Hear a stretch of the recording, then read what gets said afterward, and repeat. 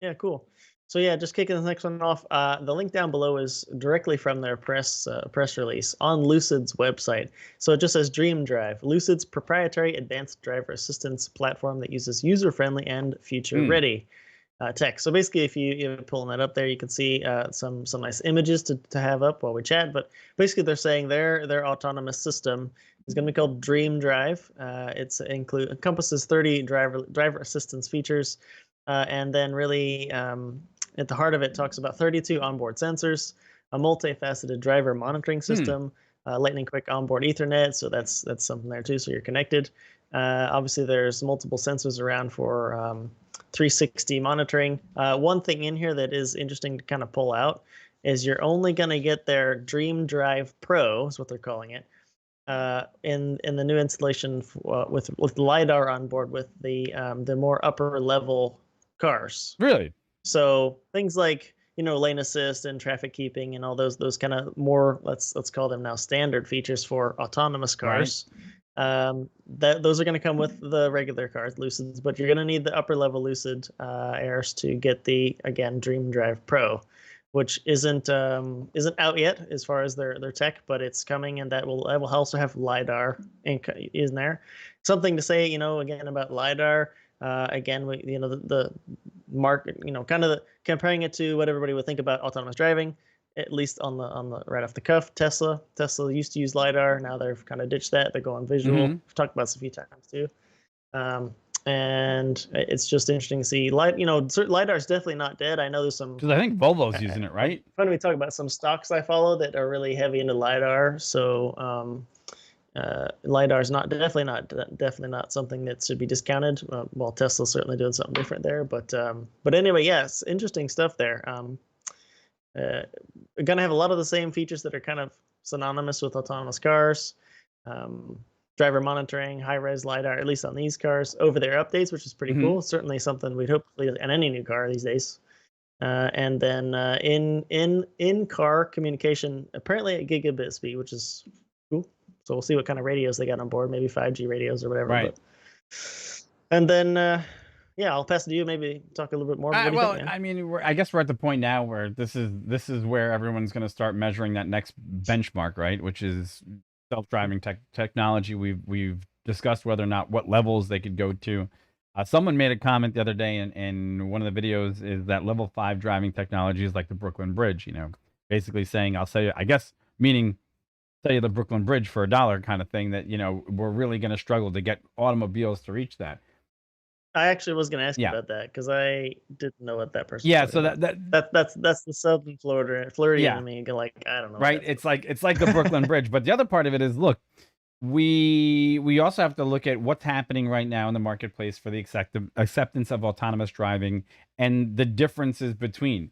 One of the major differences with Tesla still is that their autonomous driving system is more like an AI system that is consciously linked between each other, and it's a neural net learning system about driving.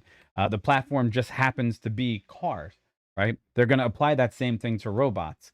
Whether these other Mhm. technologies that are coming out from Lucid or Rivian or others are going to have that level of integration and really push forward the technology, no one really knows what their backbone and structure is. But it is good to see that there's others taking on the challenge. It's good to see that obviously LiDAR was used in Volvo. LiDAR is taking Mhm. another step forward here with Lucid Air. If the driving experience, I think, is overall satisfactory for the driving public and the perception changes, because as of 5 years ago, many people did not want to accept self-driving cars.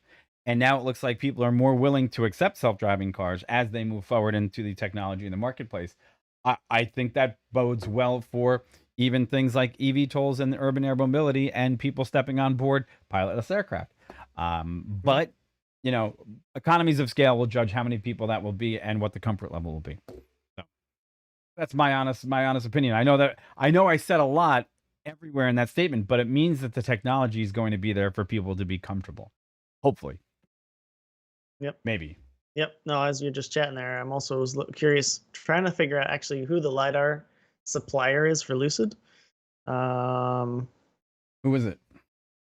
I'm not found it out yet, but one thing I did want to add to while we're just chatting about them was something that I think is a cool idea, and they're calling something called, well, obviously it's DreamDrive, but DreamDrive Pro, so the Pro version, also encompasses a program called Surreal Sound. Oh yeah. And basically that leverages the 21 speaker system in the car to actually give the driver alerts of, I guess it would be proximity or things that would be something that they would need to know if they're driving, or there's an obstacle coming too close to your car or whatever. I think that's pretty interesting, because it's interesting, as you're driving, or let's say as you're walking outside and there's something, a loud sound, you would automatically, oh, it's on my left, you turn your head, figure out what it is. That's natural, of course, right?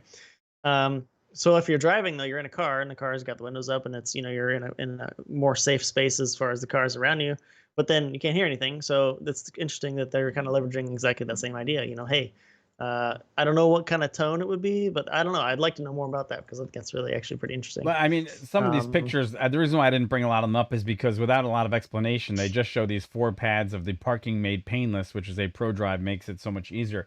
Like I guess they broad brushed a lot of the technology basics in the presentation, but they didn't really go into depth enough where you could say, oh, that makes logical sense of how it would be applied, right? And I guess that's what you're that's what it's coming to, because the human interface is that 21 immersive speakers deliver clear directional alerts. Okay, does that mean I get a beep, a tone, or does it mimic the outside world as I would hear it? Because let's face it, in a lot of cases, the outside world in most cars, you can still hear it, and it may be some sort of aural tone of the actual enhancement of the sound coming towards you, right? Maybe it just might be enhanced to the audio speakers. I don't know what that really means, but clear directional alerts could mean a lot. I think the overall application is, look, you're going into basically primary multifunction display style vehicles with full glass cockpits that are obviously going to step up the technology rate of the actual vehicle, which means, does this mean we have to re-educate the drivers themselves to now integrate into a more complex driving situation to know when this thing is in over its head and that you need to take control?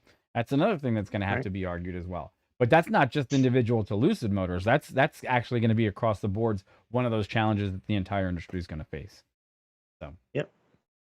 And actually, just a few lower things for me, and then I'll be done with it too. But if you're thinking, okay, autonomous driving, what exactly are we talking about? Well, it does say that basically the Lucid Air will launch with level 2 autonomous driving. right. And again, if you're keeping track, there's level 1 all the way through level 5. Level 5 being completely autonomous. You get in, sit down, and takes you wherever you go. And that's where Tesla hopes to be. Is certainly not there yet, but hopes to be, just as a reference. So Lucid Air is going to launch with level 2, but it's going to have all the equipment on board and the software, at least the power it would need, they say, to do level 3. And they will unlock level 3 over the air with updates when it's ready. Ooh, so fair enough. If you're keeping track of that, there's something there too. Awesome. Yep. No, tracking, that's something we're about to go into. Cool. Yeah. All right, I'm good. Anything else there? I'm good. I'm good. Cool. All right. So again, as always, thank you guys. Please like, share, subscribe. As you guys know the drill. We very much thank you, all the subscribers that have appeared lately, as of late. Thanks for that. If you'd like to keep track of other things, aerospace, aviation, obviously automobiles and tech, hit the bell as well. You'll know when new stuff comes out. And yeah, thanks so much. There you go. Okay, this last one is